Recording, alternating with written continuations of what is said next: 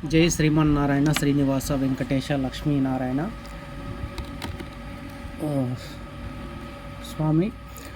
ప్రతి ఊర్లో పల్లెలు ఉంటాయి. పల్లెల గురించి మాత్రమే చెప్తాము. పల్లెల్లో ఎలాగంటే ఆయిగాళ్ళు అనే ఒక పేరు ఉంటుంది. ఆయిగాళ్ళు అంటే వాళ్ళని ఎవరెవరిని అంటారంటే బట్టలు ఉతికే సాకులని, కటింగ్ చేసే మంగళోళ్ళని భజంత్రీలు అంటారు. భజంత్రీల్ని, తర్వాత తప్పట్లు కొట్టే ఎస్సీల్ని, తర్వాత గొంతులు కొట్టే ఎస్సీల్ని, తర్వాత కొమ్మేసే వాళ్ళు ఉంటారు. వీళ్ళందరూ ఉంటారు. తర్వాత వచ్చి ఒక దాసప్ప అనేవాళ్ళు ఉంటారు. వీళ్ళందరూ ఉండి పనులు చేయాలన్నమాట అప్పట్లో.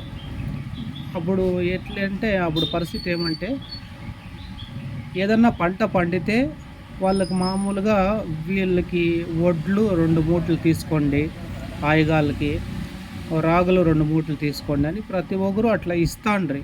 అప్పుడు డబ్బుతో అవసరం లేదు, ఎవరికి కూడా డబ్బుతో అవసరం అనేది లేదు. ఎందుకంటే డబ్బులు ఏ దానికి యూజ్ లేదు. అప్పట్లో ప్రతి ఒక్కరికి ఈ మామూలుగా ఆయుగాళ్ళు అనేవాళ్ళు నేను చెప్పినాను కదా, ఈ వీళ్ళలో అందరూ ఉంటారు ఆయుగాళ్ళు. ఒక దాసప్ప, ఒక కటింగ్ కొట్టేవాళ్ళు, ఒక గుండు కొట్టేవాళ్ళు, తర్వాత వాళ్ళు బట్టలు ఉతికేవాళ్ళు, తర్వాత ఈ చనిపోయినప్పుడు కార్యాలకు కూడా వస్తారు. చనిపోయినప్పుడు కార్యాలకు వచ్చే అన్నీ చేసేవాళ్ళు, ఊరికి సంబంధించి ప్రతి ఒక్కరికి చేసేవాళ్ళు ఆయుగాళ్ళు. ఆ ఆయుగాళ్ళకి అప్పట్లో అట్లా ఇస్తాండ్రనమాట ఊరి తరఫున. వాళ్ళ భాగమేమి ఒక ఊరిలో ఏదన్నా ఒక కార్యం జరిగిందనుకోండి, ఒక ఏమన్నా దేవుని కార్యం కానీ ఏదన్నా కానీ వాళ్ళ ఆయుగాళ్ళు భాగం అనేసి సపరేట్ తీసేస్తారనమాట. ఇప్పుడు ఏటలు కొడితే వాళ్ళకి సపరేట్ మటను, తర్వాత వాళ్ళకి సపరేట్ బియ్యము, వాళ్ళకి సపరేట్గా బట్టలు, వాళ్ళకి ఏమేమి అవసరమో అవన్నీ ఇస్తూ ఉంటారు. అది ఆయుగాల పరిస్థితి. ఇప్పుడు ఆయుగాలు అనేవాళ్ళు కనుమరుగైపోతున్నారు. కారణం ఏమంటే వాళ్ళని ఎవరు గుర్తించట్లేదు. వాళ్ళతో అవసరం ఉన్నప్పుడు మాత్రమే వాడుకుంటారు. అవసరం తర్వాత ఇంక పని అయిపోయిందిలే, ఏం పని అనేదాకా.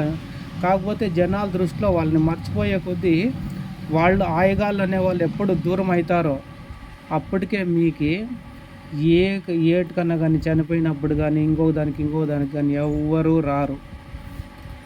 ఆయుగాళ్ళు ఉంటేనే ముందర పని అయ్యేది. వాళ్ళు గొంతు కొడితేనే గొంతు కొట్టాలా, వాళ్ళు గొంతు తర్వాత తీసుకొని పోయిన తర్వాత వాళ్ళు మొన్ను చేయాలా, ఇలా ప్రతి ఒక్కటి చేయాలా. తర్వాత ఇంటికాడ నుంచి స్నానం చేయించేటప్పుడు తప్పట్లు కొడతారు, అప్పుడు కొమ్మేస్తారు, తర్వాత దాసప్ప జాకెట్ కొడతాడు. ఇట్లా అవన్నీ జరుగుతూ ఉంటాయి అన్నమాట. దానికోసం నేను ఏమంటానంటే వాళ్ళని గుర్తించండి. వాళ్ళని ఏ విషయానికి కూడా నెగ్లెక్ట్గా చేయొద్దండి. వాళ్ళు ఉంటేనే ఆచారాలు ఉంటాయి, వాళ్ళు లేకపోతే ఎటువంటి ఆచారాలు ఉండవు. దీన్ని గవర్నమెంట్ తరపున కూడా కొద్దిగా ఎవరన్నా తీసుకొని పోయి కొద్దిగా దీని ముందర ఇది చేస్తే మేలు. ఎందుకంటే ఒక గుడికి పోతాము, పూజారి ఉన్నాడు, పూజ చేస్తాడు, మంచి చేస్తాడు, 4 మంత్రాలు చెప్తాడు, బాగుండాలని చెప్తాడు, వచ్చేస్తాడు. ఆయనకు ఒక ఏదో ఆర్తికి వేసేసి వచ్చేస్తాం. ఆయనకి ఏమంటే నెలకు జీతం వస్తుంది, కాబట్టి ఆయన పని చేస్తాడు. ఆయుగాళ్ళు అనే వాళ్ళకి ఒక జీతం లేదు, వాళ్ళకి ఏమీ లేదు. ఏమో పోయినప్పుడు ఏదో 500 ఇచ్చేవాళ్ళు, 1000 ఇచ్చేవాళ్ళు, రకరకాలుగా ఇచ్చేవాళ్ళు ఉంటారు. దాన్ని బట్టి వాళ్ళకి ఏదో జరిగిపోతుంటుంది. కాకపోతే కొద్దిగా దీన్ని ఇంట్రెస్ట్ పెట్టి దీన్ని ఇంకా కొంచెం ముందుకు తీసుకోపోతే ఆయుగాళ్ళ గురించి రేపు పొద్దున్నే భవిష్యత్తు ఉంటుంది. పాత ఆచారాలు అట్లే కంటిన్యూ అవుతాయి. ఆయుగాళ్ళలో ఏ ఒక్కరు లేకపోయినా, ఒక దాసప్పు లేకపోయినా, ఒక సాకులోళ్ళు లేకపోయినా, ఆఖరికి ఒక భజంత్రీలు లేకపోయినా, తప్పట్లు కొట్టేవాళ్ళు లేకపోయినా, గుంత తీసేవాళ్ళు లేకపోయినా, కొమ్మేసేవాళ్ళు లేకపోయినా, ఎవరు ఈ లేకపోయినా కూడా చాలా వెనుకబడిపోతాం. మన ఆచారాలు, మన సాంప్రదాయాలు, మన హిందూ సాంప్రదాయాలు అన్నీ మర్చిపోతాం. దయచేసి గుర్తు పెట్టుకొని ప్రతి ఒక్కరూ ఈ విషయాన్ని గురించి కొద్దిగా ఆలోచన చేసి ఊరిని ముందు ఆనాటి కాలంలో ఎలాగుండేదో అలాగే ఉండాలంటే వీళ్ళందరినీ కాపాడుకునే బాధ్యత గవర్నమెంట్కి కొద్దిగా ఉంది, జనాలకి కొద్దిగా ఉంది. గవర్నమెంట్ విషయాన్ని కూడా కొద్దిగా తీసుకొని పోయి ఆయుగాళ్ళు అంటే ఏమి, వీళ్ళకి ఏదో ఒకటి చేయాలా ఊరు తరపున అనేది కొద్దిగా ముందుకు తీసుకెళ్తే చాలా మంచిది.